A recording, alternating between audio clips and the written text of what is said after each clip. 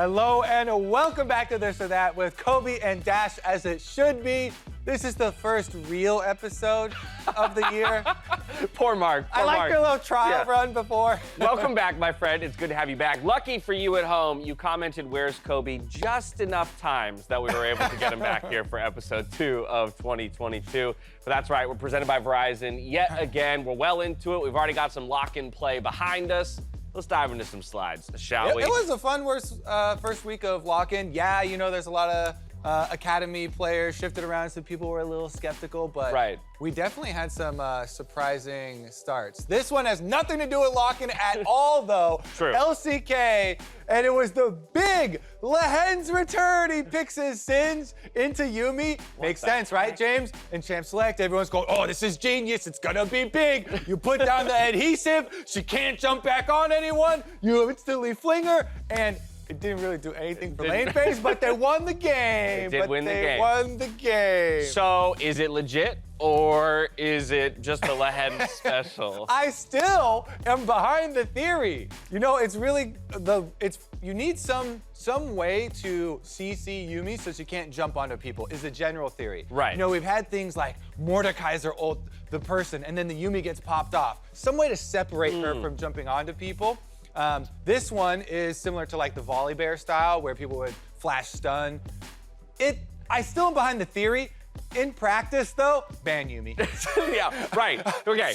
So Kobe's at least laid out the sure answer to Yuumi, which is just remove her from the pool. But I am also gonna go with it's a legit pick because of the theory crafting point. Yeah. And I want to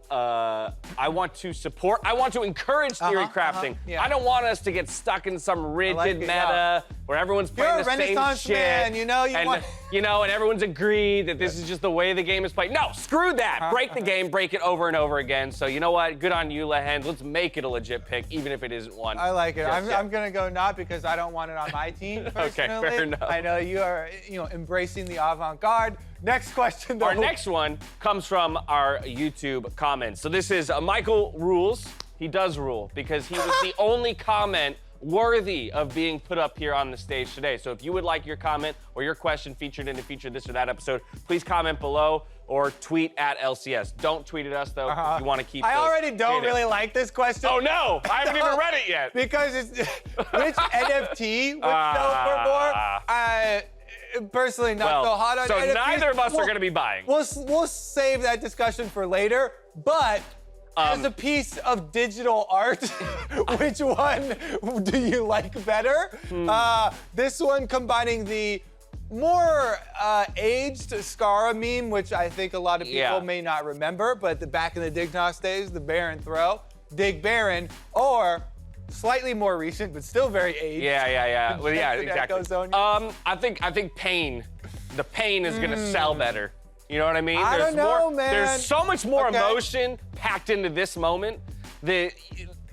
What it represents as a piece of LCS history, I think, so you're gonna get the historical weight, you're gonna get the emotional weight, and a little bit of recency, which I do think matters to the degree that more people are aware of this moment, I would say, than this. Although this tugs at my No way heartstrings. for me. I go toss all the way. I think people will want to buy art to make them laugh, make them remember. You can constantly use this to meme. Yeah. This one, not as much. Cloud9 fans are not going to be buying this one. There's a lot of people that actually will not want to remember this sort of situation, but even Skara would happily remember Dig Baron throws. I get it. Kobe's gonna gloss over his pain by buying a digital product. I'm gonna live in my pain by buying a digital product, and I'm gonna work through it Tougher in that way. matchup this weekend. Is it 100 Thieves versus Cloud9? No, it's this. It's 100% the Telestrator versus the Analyst desk. We struggled so hard in that segment. It was absurd. I like how Mark, too, as soon as he went to the casters, he was like, you should have had me there, man. I would have. Hit the button. Hit that button. Presenter mode, dum-dums. I thought that was the funniest part, so I'll just keep on going with the memes. Yeah.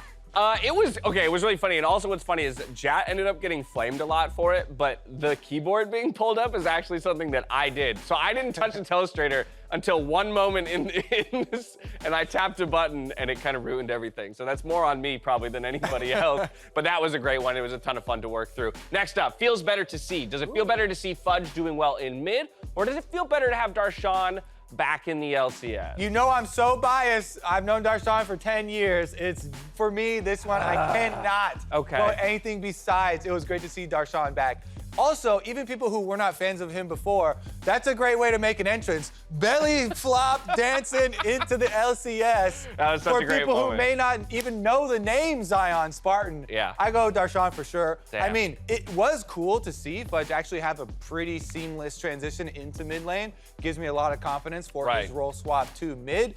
But Darshan back. This man has worked so hard. He's grinded away. I love to see hard work rewarded. So I'm with you. I'm giving it to Darshan on a technicality that it feels better, because that does feel better. That is a feel-good moment that a player who is so dedicated to this sport and this scene can be in the scene, can leave the scene for a bit at the highest level and return and still We can make a compete, movie out of this one. This is just exciting as hell.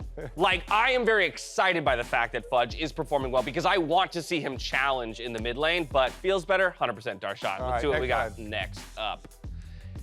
Danny, Danny and Vulcan best bottom lane. FBI and Huhi is the kind of old news that was last year. But Zven and Isles, a substitute, rando substitute Best coming in. bot lane in lock-in. Best bot lane in lock-in. So far, I actually got to go Danny Vulcan. Danny Vulcan, huh? So far, I have to go Danny Vulcan. Good case here. Danny performing really well, but I think Vulcan has been the star of this bottom lane thus far in the lock-in tournament. Vulcan's been a monster in lock-in.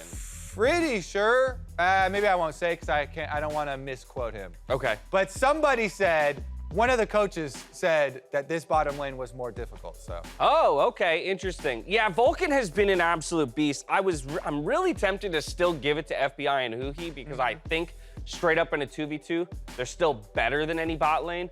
Of course, that loss that they've already picked up and the fashion in which they did it is really making it difficult for you. I think it is not Zven and Isles, though. I think we can agree on that. If you're comparing the three, still a strong bot lane. Lock-in right now, only a few games. It is Danny and Vulcan, but it's because of Vulcan. It's because of you, Vulcan. It's only a few games. It's all because of you. That's definitely going to change. Best performing mid in lock-in so far. Literally any other mid, or is it Jojopyun? It's Jojopyun. Come on. Nah. Who is the best performing I think that's everybody jumping on that hype train. Who's the best performing mid laner? Everybody wants to be like, look at this 17-year-old forward. Pick one of the any others. Who is it? Actually, it could be Fudge. I could make the argument for Fudge. And in part because of what Jat was kind of talking about on the desk. We were looking at the mythic timings, right? And while understanding that other players, I'm not making Don't say that reason is the mythic timings. Hold on. Let me explain. Let me explain. It's a good answer. Let me explain. What? It's a good answer, but not because of the mythic timings. No, not because of the mythic timings. Because it, to me, it's what Jat was arguing, is that he has a game plan. That he comes in with an understanding of exactly what his timings are to get those buys. Yes, other players are buying boots or an extra starting item or something like that. I'm not saying because he gets his mythic 2 minutes before other people, he's better than them. I think what's clear about Fudge is that he has a plan in the laning phase. He's been very intelligent about the way that he's navigating the laning phase to get good buys. And then the way he's actually impressing me as a mid laner is in the team fighting. His positioning, his understanding already of how to play control mages and actually buy, use space in fights, buy space in fights has been really impressive. So he would be my pick in the literally any other to challenge a player like Jojo right now for best performing. What I'm actually getting from this slide is that we have not had a standout mid laner. Well, it's Victor Corky meta. How are you gonna do that?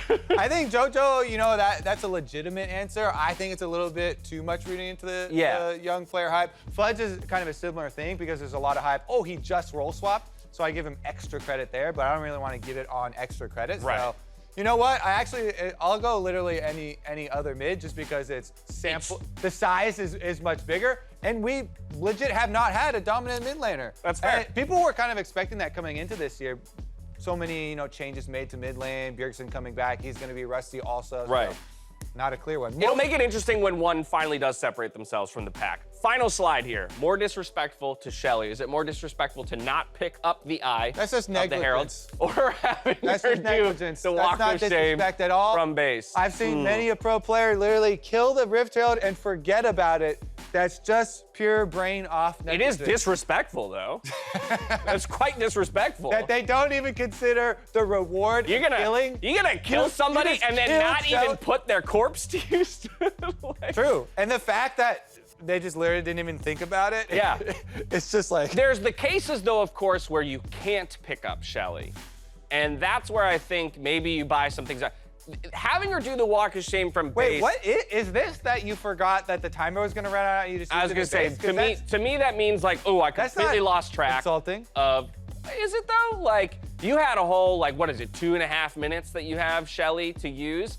And if you went through the process of securing the objective and then you don't even effectively use it, that's almost worse to me than just being like, This one's more disrespectful. you're not using then. it either. I don't think either of these are like super disrespectful, but maybe that's what a disrespectful person would say. because- Yeah. So Kobe's the jungler who does both of these things fairly often and doesn't see it as disrespectful. I'm always picking it up. Okay. I would say that one is more disrespectful because that's just, you literally just kill. It's like, you just killed the chicken and Yeah. then you don't okay. even eat the chicken. You're not I'm even gonna eating say the it's part. more disrespectful to have her do the walk of shame because you're basically you know what you're doing. You're putting her in the top lane and going, they're gonna kill her before she gets to the turret. So you're kind of to your just death? sending her to her doom, and that is disrespectful. You're not Okay. even giving her a chance to succeed. Okay. So that's it. That's the final That's slide it. of this That's or the that. last one. That was. Don't disrespect Shelly. That's really what it comes down Is to. it more disrespectful to have to walk all the way down lane to your death, or already be dead and then not care about having killed you and say that was just another She's day dead. of the She party? can't feel a thing. It's more disrespectful to her feelings when she's alive and not being utilized properly. That's my. Well, moral of the story is kill Shelly as early as and often as possible, and then immediately use her. Immediately use the Rift Herald. If your laners complain it wasn't optimal and you didn't get a whole tower, just say I got to do it before I forget about using Just it. disrespect your teammates then. Yeah. All right. Well, I am back. Also, glad to be back for all the questions that are coming in. Yes. We need more, this or that slides coming up. You could be up here next. Don't try and promote more NFTs. Yeah, here, get though. the NFT shit out of here. Thanks, Mike.